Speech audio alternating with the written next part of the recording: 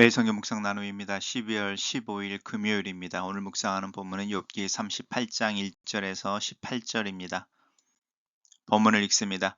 그때 여호와께서 폭풍우 가운데에서 욥에게 말씀하여 이르시되 무지한 말로 생각을 어둡게 하는 자가 누구냐? 너는 대장부처럼 허리를 묶고 내가 내게 묻는 것을 대답할지니라. 내가 땅에 기초를 놓을 때에 내가 어디 있었느냐? 내가 깨달아 알았거든 말할지니라. 누가 그것의 도량법을 정하였는지 누가 그 줄을 그것 위에 띄웠는지 내가 아느냐. 그것의 주추는 무엇 위에 세웠으며 그 모퉁이 돌을 누가 놓았느냐. 그때 새벽별들이 기뻐 노래하며 하나님의 아들들이 다 기뻐 소리를 질렀느니라. 바다가 그 모태에서 터져 나올 때에 문으로 그것을 가둔 자가 누구냐. 그때 내가 구름으로 그 옷을 만들고 흑암으로 그 강보를 만들고 한계를 정하여 문빗장을 지르고 이르기를 내가 여기까지 오고 더 넘어오지 못하리니 내 높은 파도가 여기서 그칠지니라 하였노라. 내가 너의 날에 아침에게 명령하였느냐. 새벽에게 그 자리를 일러 주었느냐. 그것으로 땅 끝을 붙잡고 악한 자들을 그 땅에서 떨쳐 버린 일이 있었느냐. 땅이 변하여 진흙이 인친 것 같이 되었고 그들은 옷같이 나타나되 악인에게는 그 빛이 차단되고 그들의 높이 든 팔을 꺾이느니라. 내가 바다의 샘에 들어갔었느냐 깊은 물 밑으로 걸어 다녀보았느냐. 사망의 문이 내게 나타났느냐. 사망의 그늘진 문을 내가 보았느냐. 땅의 너비를 내가 측량할 수 있느냐. 내가 그 모든 것을 알거든 말할지니라. 하나님이 욥에게 나타나서 질문을 던지시는 장면입니다. 이제 우리가 욥의 마지막 부분을 이제 묵상하게 됩니다. 그때에라고 하는 엘리후가 욥을 향하여 하나님의 초월성을 강조하고 또 하나님은 인간의 어떤 죄악이나 또 악행에 의해서 또 선행에 의해서도 영향을 받지 않는 분이라고 이제 높은 하나님 이제 이런 부분을 강조했을 때에 그 이제 엘리후의 말이 끝나고 나서 하나님이 폭풍우 가운데 욥 앞에 나타나십니다. 그러면서 무지의 말로 생각을 어둡게 하는 자가 누구냐 이렇게 이야기하는데 이게 이제 무지의 말로 생각을 어둡게 하는 자의 욥이 해당되는지 또 욥의 세 친구와 엘리후가 해당되는지 이제 정확하게 알 수는 없지만 무지한 말로 생각을 어둡게 하는 자가 누구냐, 그러니까 알지 못하는 것을 말하고 있구나, 이제 이렇게 이야기하시는 부분이고요. 특별히 이제 욥을 향해서 너는 대장부처럼 허리를 묶고 내가 내게 묻는 말에 묻는 것에 대답할지니라라고 욥을 콕 집어서 하나님 앞에 욥을 세워 놓죠.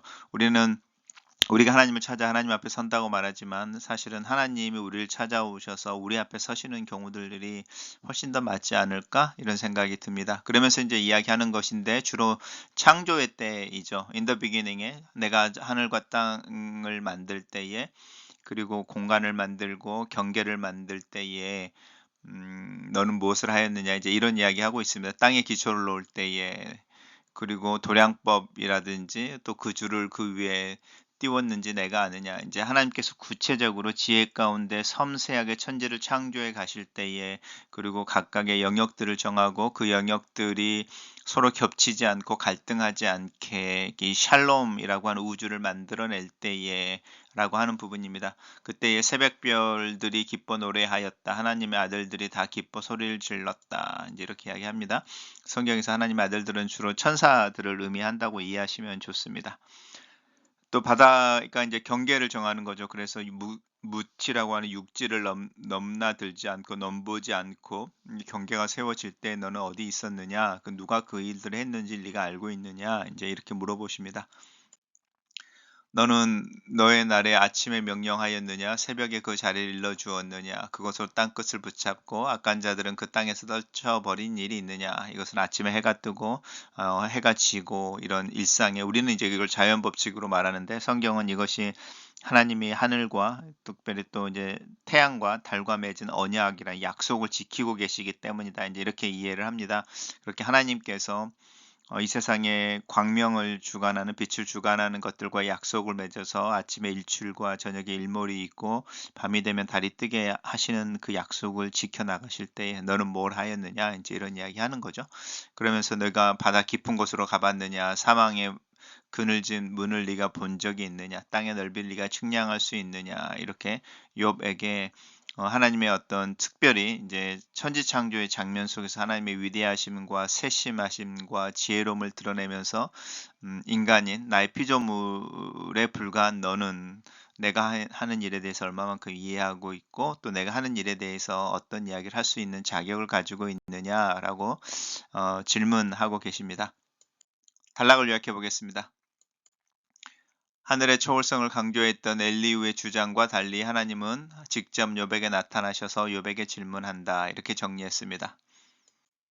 매성경 교재의 묵상 나눔입니다. 첫 번째, 엘리후는 폭풍우를 다스리는 초월적인 하나님과 소통하기를 바라는 욥을 나무랬지만 하나님은 폭풍우 가운데 나타나셔서 욥과 만나 주십니다.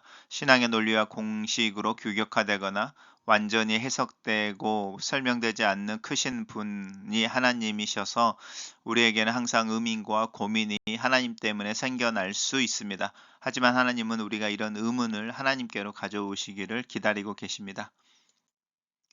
욥은 인과율을 창조 세계의 완전한 이치라고 생각하고 그에 입각하여 자신의 떳떳함을 주장하려 했지만 하나님은 무지한 말이라고 규정하십니다. 고난을 당한 사람에게 죄가 있다라고 주장하는 욥의 새 친구와 엘리후에 맞선 욥 역시 자신도 모르는 사이에 동일한 보응 신학에 입각하여 무죄를 주장해 온 것이기 때문입니다.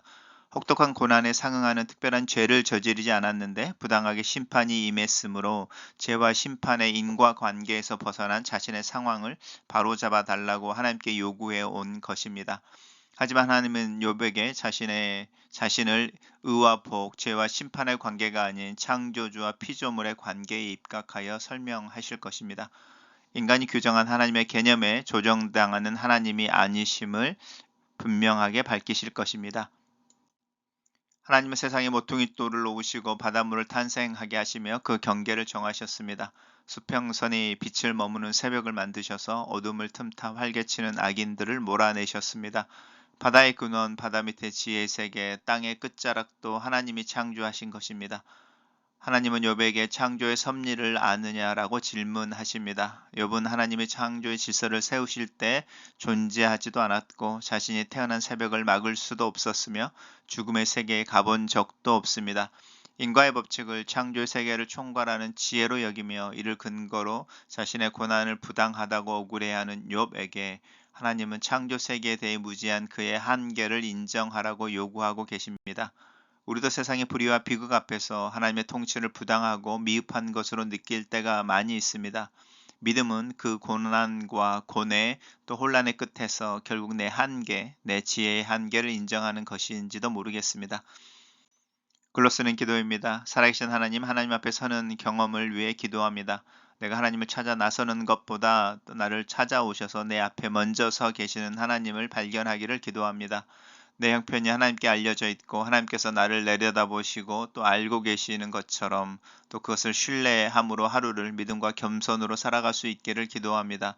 내가 하나님을 향해 던지는 질문에 대한 답을 기다리지만 하나님께서 내게 하시는 질문을 먼저 들을 줄 알고 또 그 답을 고민할 줄 아는 지혜로운 자로 하나님 앞에 서게 하여 주시옵소서.